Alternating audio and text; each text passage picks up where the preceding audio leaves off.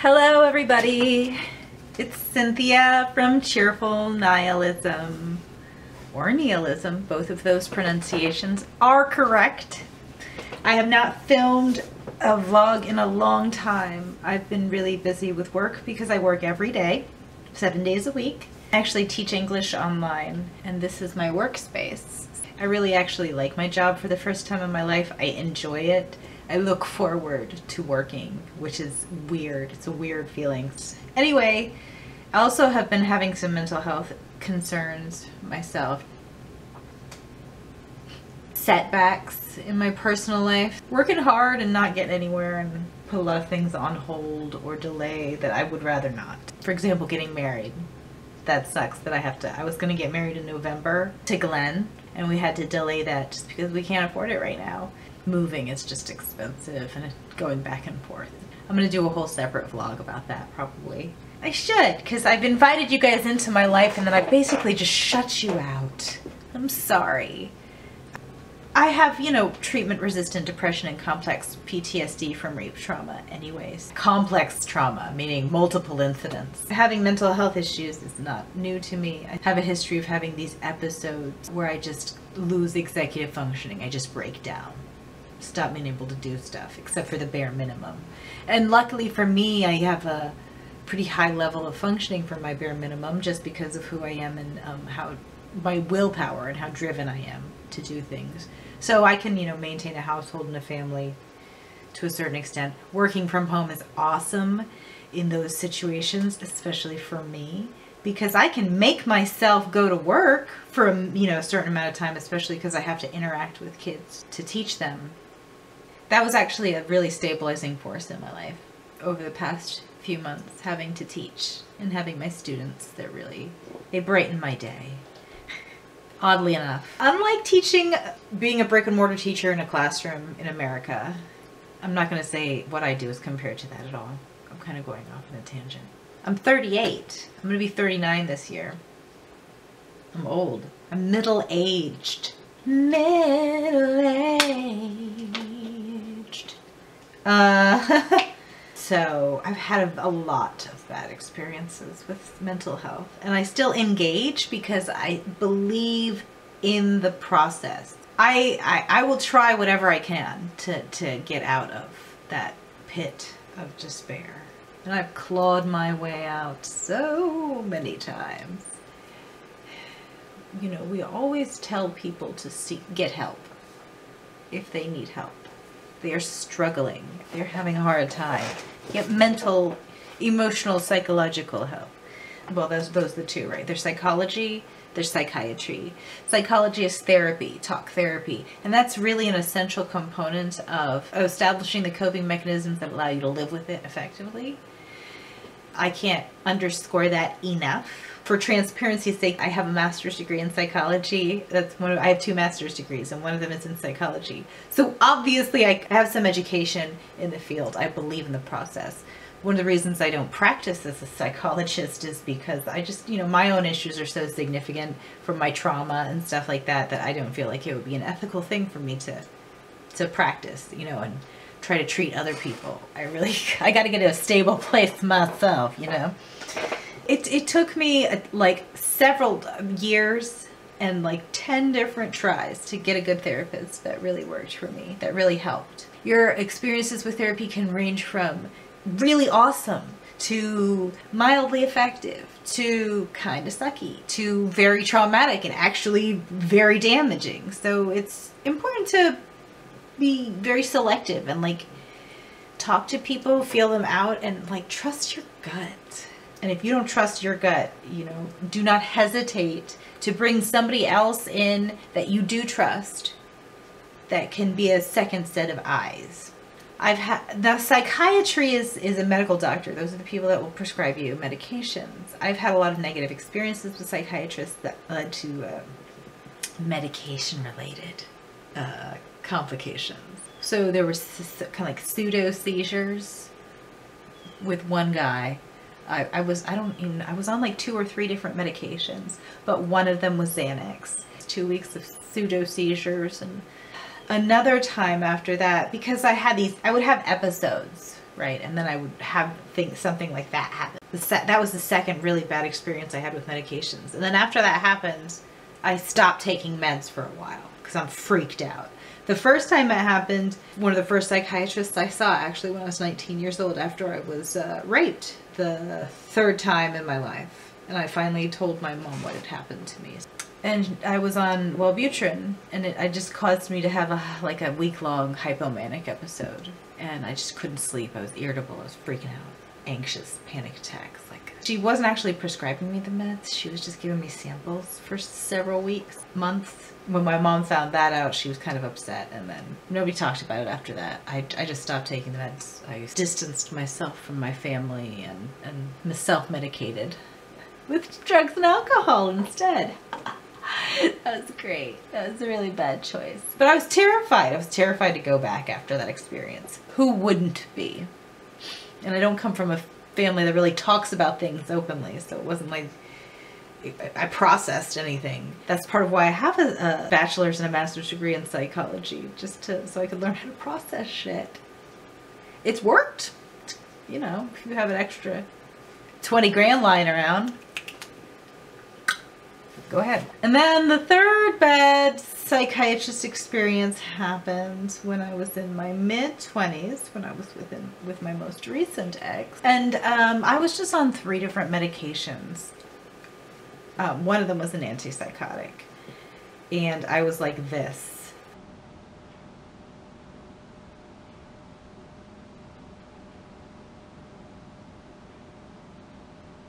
All the time, not present. My dad had died. I was in an abusive relationship, like a power and control dynamic. Very unhealthy, controlling, emotional abuse. And I just didn't want to be present in my life. Instead of taking drugs and alcohol, I went to see the psychiatrist and got over-medicated. And that was fine with me. I mean, I wasn't really working, I wasn't functional, but it was fine for me to just not be present in my body. It was an alternative to suicide. A friend of mine visited me at that time. She was like, "What happened to you?" And that kind of jarred me. I climbed my way out. I weaned myself off of all the meds again. And then after that, I got pregnant. For good or ill, it wasn't necessarily planned. And then I wasn't taking any meds. And I was doing really good. I had something to focus on. My domestic situation was still pretty terrible. I love my son, both my kids. Like, I never wanted to be a parent at all. I didn't think I was an appropriate person to have kids just because of the significance of the trauma of my past. But it turns out that having children actually gave me something outside of myself that I valued enough that I could not within myself to value, really. And I tried, but I couldn't. To see a different way outside of the way that I had been kind of interacting with my reality in a very self-destructive, passive-aggressive, suicidal kind of a way. It was a transformative thing. It really was. Like, I touched his head when he was coming out of my body. I didn't take any pain meds.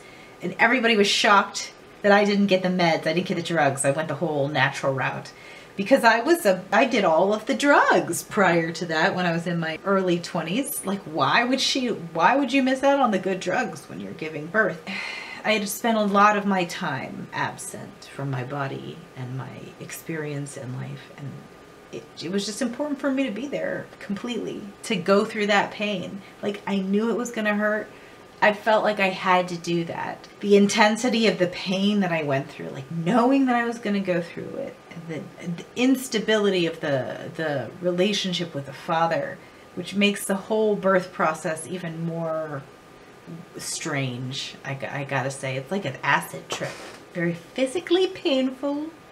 A battery acid trip. Wah, wah. Yeah, so it hurt like a bitch, but it was transformative. It changed me in a very significant way. It was after that my mental health in general just took a massive turn for the good. Now, my ex would argue with you that I went nuts after I had my kids. He would say, oh, postpartum depression, blah, blah, blah. Not with my first son as much, because I was still very victimized, and there was a lot of shit that happened between me and my ex surrounding my oldest son, but especially after my second son, who was also not planned. Thanks, I know. That's why I got my tubes tied after I gave birth to him. Trying to be responsible here. Gave me meaning, like Viktor Frankl, existential psychology, man's search for meaning. I found meaning, and it changed me in a way that ultimately positively affected my mental health, and that's a crapshoot. I'm not saying have a kid or you have diagnosed mental illness. It's not something to be entered into lightly like that, but circumstances are such that sometimes gotta deal with it. That's life. Suicide. I'm talking about suicide. Death is part of life too, right? Anthony Bourdain chose to end his life. Kate Spade chose to end her life. I had an uncle that chose to end his life. A couple of very good friends of mine chose to end their lives and or died in ways that were deemed a drug overdose or accidental death by both their family and the police, but everyone found the idea suspect because we knew them. So you got to talk about mental health, and it's hard to get mental health care. You know, some places don't have it. Some places have really bad. You don't have health insurance. In some places you can't get good mental health care.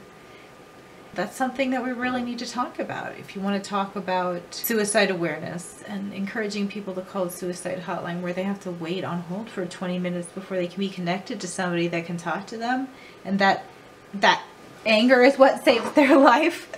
I mean, whatever works, right? But still, that's not how we need to do it. It's gaslighting at a national, like, institutional level to tell someone to ask for help, and then when they do that, the answer is no.